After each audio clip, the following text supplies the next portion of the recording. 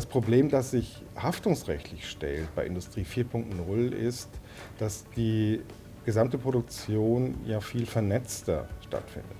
Das heißt, Fehler einzelner Teilnehmer, ob das jetzt eine Maschine ist oder ob da ein Unternehmen, das beteiligt ist, seine Pflichten nicht erfüllt, haben viel mehr Auswirkungen, viel größere Auswirkungen in der Kette. Die Lösung für dieses Problem sind wirksame vertragliche Haftungsbegrenzungen. In Deutschland ist oder wird die Einführung von Big Data, von Industrie 4.0 durch das Datenschutzrecht behindert. Das ist leider festzustellen. Das ist ein Wettbewerbsnachteil für deutsche Unternehmen. Es muss eine Priorität geben für supranationale Regelungen, also für Regelungen auf europäischer Ebene beispielsweise.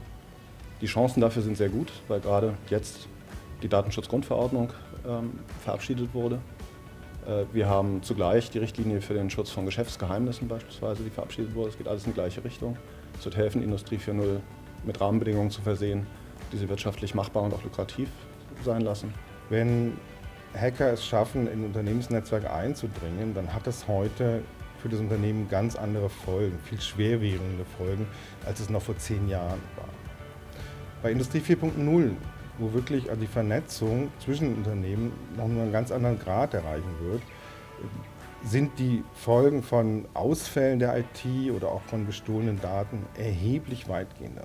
Man kann aus den Daten in Industrie 4.0 wesentlich mehr ablesen. Wenn das in die falschen Hände gerät, dann erleidet das Unternehmen dadurch größeren Schaden, als es heute noch der Fall ist. Wir bauen sehr darauf, dass es in Zukunft einen internationalrechtlichen, einen europäischen und letztlich eben dadurch auch einen deutschen Rahmen geben wird, den wir an Rechtsprechung, aber vor allen Dingen eben auch erstmal an Rechtsetzung haben und nutzen werden.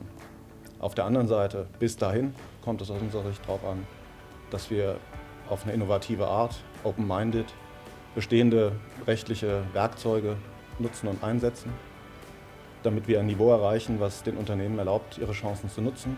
Das sind Werkzeuge, die sind vertraut für die Mandanten, die sind nützlich für das Business und am Ende sind sie auch hilfreich und wirksam für Legal.